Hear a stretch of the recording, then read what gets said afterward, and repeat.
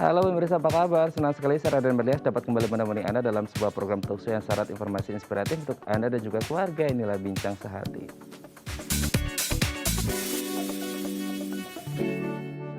Ya, pemirsa, kanker payudara telah menjadi salah satu penyebab kematian utama wanita di seluruh dunia. Bahkan di tahun 2015 lalu, menurut WHO, ini ada sekitar 507.000 wanita yang meninggal akibat penyakit tersebut, kanker payudara seperti itu ya. Seram banget. Tapi sebenarnya kalau kita berbicara bukan tidak mungkin bisa sembuh kalau bisa dideteksi dari awal. Jadi kita harus tahu apa itu kanker payudara dan kita harus waspada seperti itu ya. Nah, di Pekan Kesadaran Kanker Payudara hari ini kita akan membahas tentang apa itu kanker payudara dan kita harus waspada gimana cara mencegahnya. Dan nanti untuk lebih detailnya kita akan membahas di Hari Kanker Payudara Sedunia yang akan jatuh pada 26 Oktober seperti itu ya. Nah, namun sebelum kita membahas tentang apa itu kanker payudara, yang namanya kanker payudara itu pasti ngefeknya tidak hanya ke fisik tapi juga mental. Nah, salah satu olahraga yang katanya baik untuk kesehatan mental yang bisa mensupport fisik kita adalah yoga. Kita bahas manfaat yoga ya. Yang pertama, meredakan stres. Nah, kita tahu bahwasanya yoga ini sering dibuat untuk kemudian refreshing pernapasan kita, relaksasi dan lain sebagainya yang akhirnya bisa melepaskan hormon kortisol alias hormon stres seperti itu ya. Oke, kita lanjut ke yang kedua, menyehatkan organ dalam tubuh. Nah, salah satu organ yang kemudian baik dan mendapatkan manfaat baik dari yoga adalah jantung, yang karena kita tahu bahwasanya yoga ini sendiri baik untuk pernapasan sehingga bisa mengontrol detak jantung lebih baik seperti itu ya. Oke, yang ketiga, mengurangi nyeri kronis. Nah, seringkali ketika orang mengalami nyeri kronis yang sangat sakit gitu ya, akhirnya mereka melakukan yoga dan katanya ada manfaat baik loh dari yoga. Nanti akan kita bahas juga ya. Yang selanjutnya adalah mengurangi peradangan. Nah, ini yang juga penting dan ada hubungannya dengan kanker adalah ketika kita ngomongin tentang peradangan, sebenarnya ketika kita kanker gitu ya kan akan menyebabkan peradangan, dan peradangan ini sebenarnya adalah respon normal dari imun tubuh. Nah, ketika peradangan ini menjadi kronis, ini bisa menyebabkan jantung, diabetes dan juga kanker. Kita lihat yang terakhir, mendorong pola makan sehat. Nah, akhirnya ketika kita melakukan yoga, salah satu manfaat yang merembet baik adalah ketika kita mulai sadar dengan pola hidup yang lebih sehat dan salah satunya adalah dengan makan sehat. Oke, itu tadi 5 hal manfaat dari yoga dan kami akan membahasnya sesaat lagi. Tetap bersama kami di Bincang Sehati.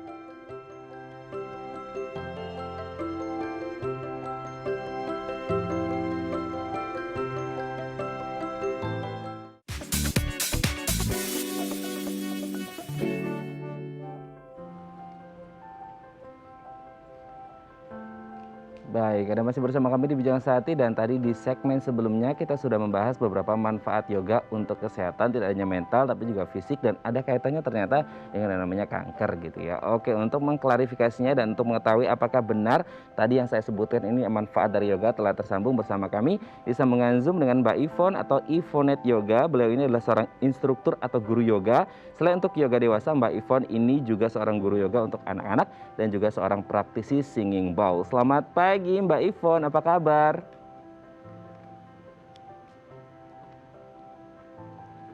Halo, selamat pagi Mbak Ivon. Halo, halo. Oke Mbak Ivon, hari ini kita akan membahas beberapa manfaat yoga Saya gitu ya nggak Mbak dengar ya. suaranya. Oke, kita lihat yang pertama Mbak, katanya yoga bisa meredakan stres ya. Ya, saya nggak dengar suaranya, Mas. Oke, kita coba lagi. Ya Mbak Ivon, bisa dengar Ya, suara saya Mbak? ya, dengar nih. Oke, Mbak, kita akan coba tanya nih. Katanya kan hari ini kita akan membahas tentang manfaat yoga. Kita lihat yang pertama ya, Putus-putus, Mbak ya. putus-putus, Mas. Apakah Oke, bisa dengar suara saya, Mbak? Ya, tapi putus-putus. Oke, tapi bisa dengar ya. Oke, kita lihat yang pertama, Mbak. Pertanyaannya saya kurang dengar, cuman oke doang. Oke, sekarang yang pertama, katanya yoga bisa meredakan stres. Nggak dengar nih, malah hilang sekarang. Oke, Mbak, apakah yoga bisa meredakan stres? Ya, oke. Bicara stres ya, saya langsung aja ya. Hmm, Ya, dari segi yoga, kalau kita bicara yoga, kita bicara 3 hal. Ada asana, ada gerakannya, ada pranayama, itu pernafasannya dan pikiran. Jadi sebenarnya yoga itu penggabungan antara gerak, pernafasan, dan pikiran. Kalau kita bicara stres, seperti pada umumnya ya, kalau kita mengalami stres, eee, otot antara leher sama bahu biasanya menegang. Saya bicara tentang, dari segi asananya. Kalau asana yoga itu kan kalau kita nge-pose yoga itu kan ototnya seperti di-stretch dalam, di-hold dalam, beberapa waktu. Nah ini, peregangan otot ini, itu bisa mengurangi, stres. Saya bicara dari, faktor kedua, dari pernafasan. Seperti kita tahu stres, ketika kita mengalami stres, adrenalin dan kortisol kita meningkat. Seperti denyut jantungnya lebih cepat, peredaran darahnya juga, terganggu, kemudian, nafasnya jadi lebih cepat. Nah, ini berarti apa? Berarti, saraf simpatik kita sedang bekerja berlebihan. Saraf itu kan ada simpatis sama ada parasimpatis. Nah, ketika simpatisnya ini bekerja berlebihan, maka timbullah stres. Gimana caranya? Dengan latihan pranayama, dengan latihan pernafasan, diharapkan si parasimpatisnya ini bisa menyeimbangkan si simpatisnya. Sehingga kita dengan melakukan latihan pernafasan, itu kita akan dalam keadaan rileks. Ketika dalam keadaan rileks, itu hormon-hormon yang baik di tubuh kita bisa dikeluarkan seperti dopamin, oksitosin, endorfin, HGH, bahkan itu disebut hormon penyembuhan atau hormon bahagia. Oke, itu bisa meredakan stres. Kalau yang kedua, Mbak, Ya, ini katanya bisa menyehatkan organ meredakan dalam stres. ya? Ya, kalau dari organ dalam ya, saya bicara organ dalam. Seperti olahraga pada umumnya, asana itu kan kita berolahraga, peredaran darah kita menjadi lancar. Support juga ke organ-organ di dalam itu dari peredaran darahnya itu bagus. Nah, yang lagi booming sekarang ini paru-paru, ya. Contohnya kalau kita berlatih nafas, pernafasan, itu kan kita masuk keluar udara. Jadi paru-parunya itu kita bisa manfaatkan latihan nafas ini untuk stamina paru-paru kita yang saat ini sangat dibutuhkan. Kemudian dari segi asana lain yang contoh nyatanya seperti twisting. Dengan melakukan twisting dengan benar, artinya spine kita harus ditinggikan, kemudian kita nge-twist, itu gasnya itu yang dari dalam bisa keluar. Jadi kalau orang baru-baru yoga itu kadang ada keluhan kok saya mual-mual, itu normal karena gasnya dia keluar. Bahkan yang udah sering yoga aja kan kita bisa sendawa dan sebagainya. Oke. Kita lanjut, Mbak, yang ketiga, mengurangi nyeri kronis. Katanya yoga bisa mengurangi nyeri kronis nih. Oke, yoga bisa mengurangi nyeri kronis. Nyeri kronis yang paling awam di sini saya ambil low back pain ya, low back pain, sakit pinggang bagian bawah. Kalau di yoga ini kan diarahkan supaya kita menaruh postur tubuh kita secara benar, baik waktu kita duduk, waktu kita berjalan, ataupun waktu kita berdiri. Nah, ketika kita posturnya benar, itu kita kan kalau ngomong low back pain ini kan ngomongin spine kan. Spine-nya juga diharapkan dalam posisi yang benar. Ya, jadi kalau misalkan bungkuk itu kan tentu ada penekanan dan spine-nya itu dia posisinya nggak di tempatnya gitu. Terus yang kedua, biasanya orang datang dengan keluhan low back pain. Biasanya mereka sudah ke dokter dan dokter biasanya nyebutnya otot perut kamu lemah, core-nya lemah. Makanya di yoga itu kita juga berlatih otot perut supaya otot perut itu menunjang sama si back pain-nya itu. Oke, bisa untuk meredakan nyeri kronis salah satunya di low back pain gitu ya. Oke, yang selanjutnya nih Mbak Yvonne, mengurangi peradangan. Kalau kita lihat kan peradangan ini sebenarnya respon imun tubuh yang normal. Tapi ketika berbicara tentang peradangan kronis, ini bisa menyebabkan penyakit-penyakit yang bahaya juga nih, kayak diabetes, Halo, jantung, dan kanker gitu. Nah, apakah kemudian ini yoga bisa meredakan halo. peradangan? Peradangan, peradangan ya. Oke, kita bicara peradangan. Mhm, Peradangan yang saya ambil di sini yang umum ya, peradangan sendi contohnya, atau artritis.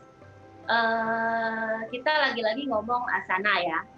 Kalau kita berlatih yoga, pose yoga, itu kan kita juga melatih flexibility kita.